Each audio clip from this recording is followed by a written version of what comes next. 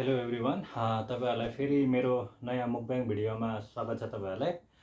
आजको मुकब्याङमा चाहिँ म चिकन करी अनि 5वटा अन्डा अनि त्यसपछि आएर भातसँग चाहिँ मैले के गर्दैछु भन्दाखेरि मुकब्याङ गर्दैछु।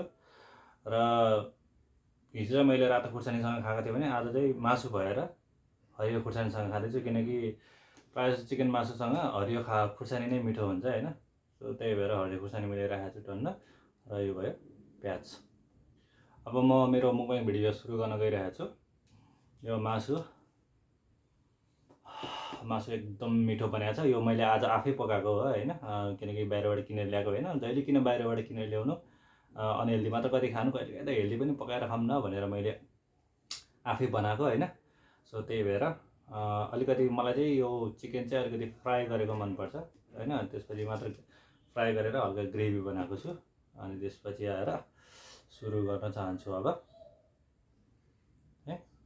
ओके ल, अब यहाँ बास्ना त यस्तो मिठो छ है। बास्ना त यति मिठो छ, झन् खायो भने कति मिठो होला है।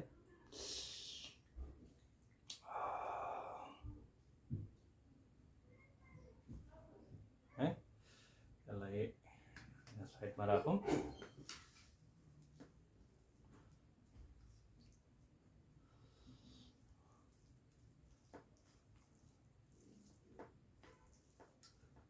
फर्स्ट बाइट मेरो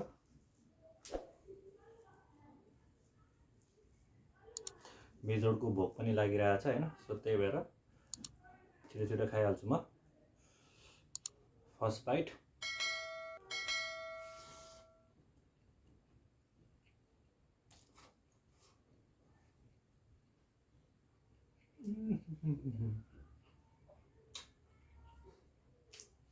दामी मिठो भएको छ। पकाउनु चाहिँ म पनि दामी नै पकाउने होला। यस्तो मिठो भएको छ। आफूले पकाएको फेरि खासै मिठो नलाग्ने मान्छेलाई आज चाहिँ फेरि यस्तो मिठो भएको छ।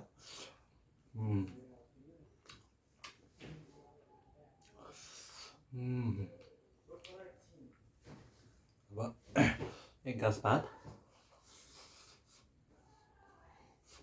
खुर्सानी,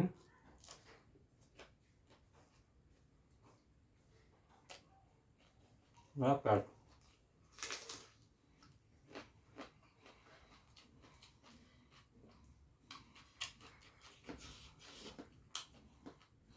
यो तिनटाको कम्बिनेसन त झन् यस्तो मिठो हुन्छ।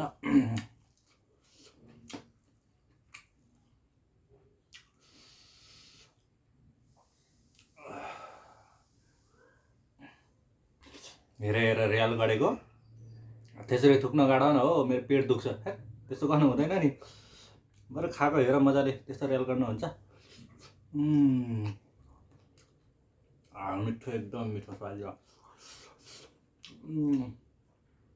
अन्डा। अब हेर्नु, मासु चाहिँ हेर्ने हो भने कति थोरै मासु खाएको भन्ला होइन। मैले मासु थोरै खाएको होइन, 5वटा कुखुरा बराबर मासु खाइरहेको छु। अनि जस्तै हेर्यो भने 1, 2, 3, 4, 5वटा अन्डा खाँदैछु।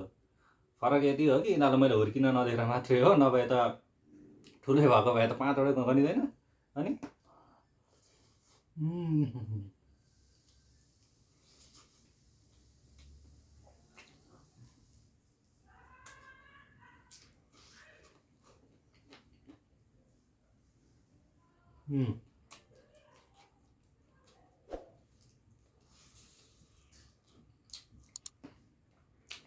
खोर्सानी पनि दामी पिरो रहेछ, मजा आएर खानु।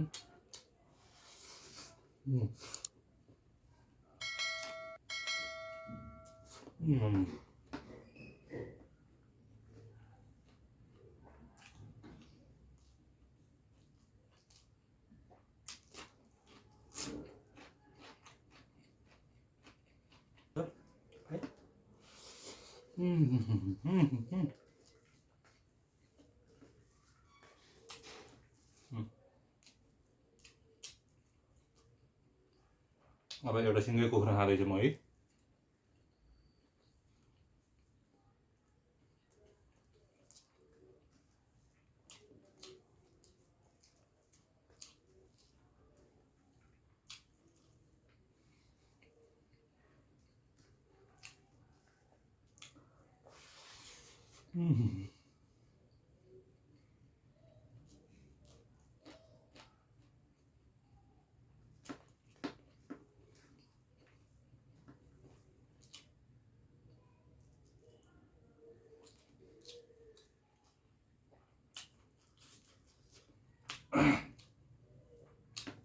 खुर्सानी चाहिँ डल्ले भए पनि ज्यानमा र पिरो रहेछ।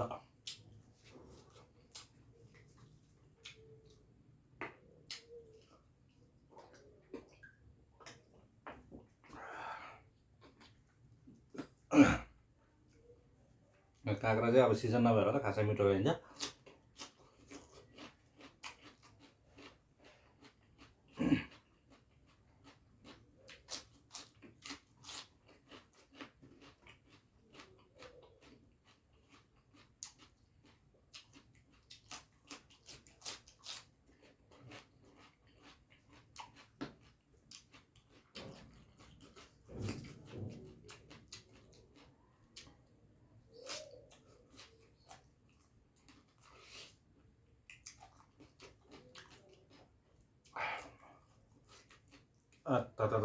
कामै भयो।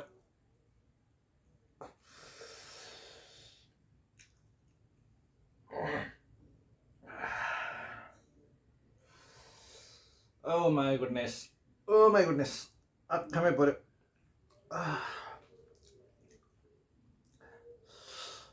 चोक्टा खान गएको बुढी झोलमा डुबेर मरि भन्छ नि, यस्तै हो।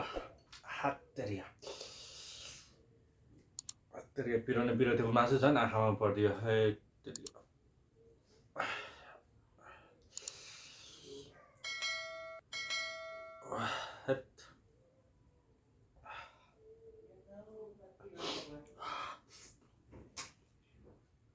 तर पनि केही छैन, भिडियोलाई म कन्टिन्यू गर्छु जस्तो होइन।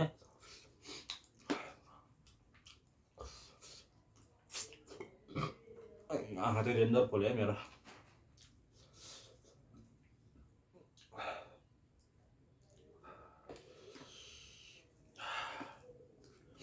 हात्तेरिया आज त आँखाले पनि मासु खायो।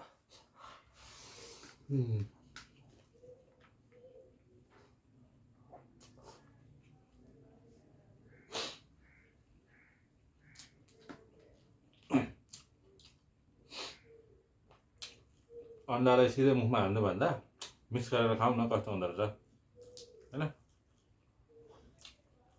जे कुरा नि फेरि मिक्स गरेपछि मिठो हुन्छ क्या होइन। अनि अन्तिममा गएर सबै कुरा पेटमा गएर मिसिने नै हो। त्यही भएर सबै मिक्स गरेर खाऊ, मेरो सिद्धान्त। पेटमा गएर गुरु गरेर घोलेर सबै लास्टमा हुने नै हो। त्यही भएर खाऊ मजाले।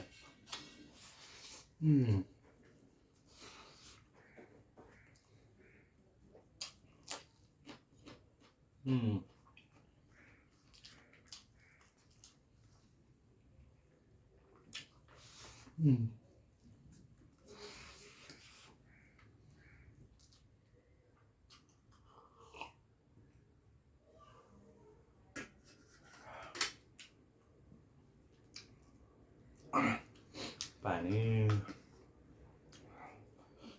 यो तेस्रो कुखुरा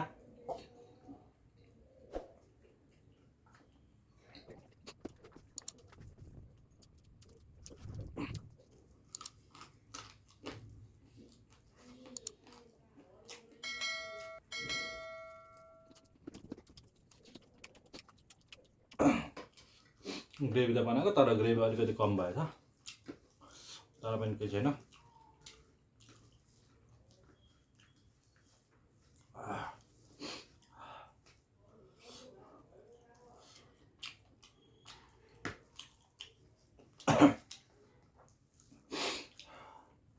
अझै पनि र्याल काट्दैछ। हेत्तेरिका त्यो र्याल काट्ने काम चाहिँ नगर है साथीहरू।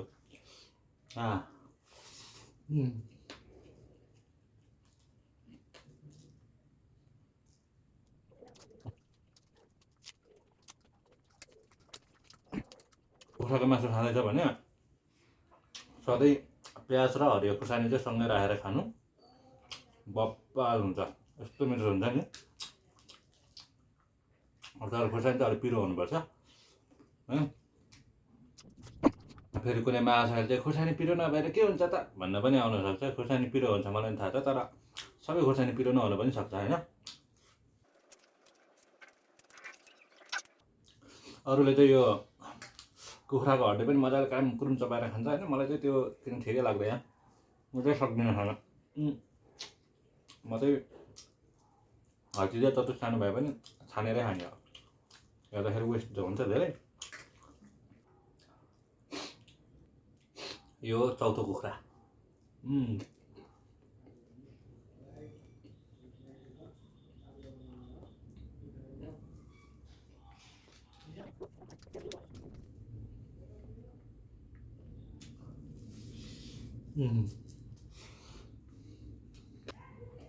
हड्डी परेर धन्नै धातै भाँचेको, खड्याक्क गऱ्यो धन्नै दाँत भाँचेको।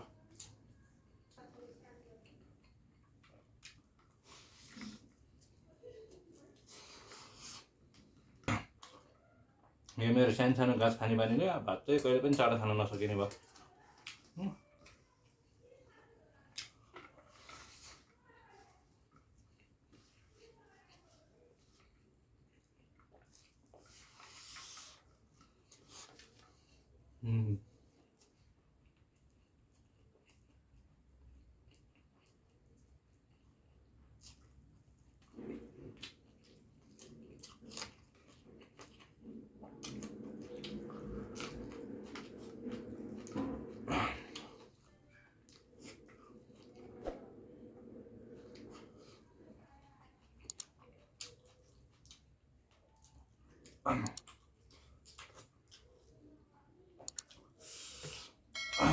भात सक्यो खलास।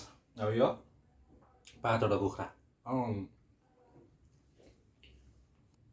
अब योभन्दा धेरै खायो भने त मेरो पेट त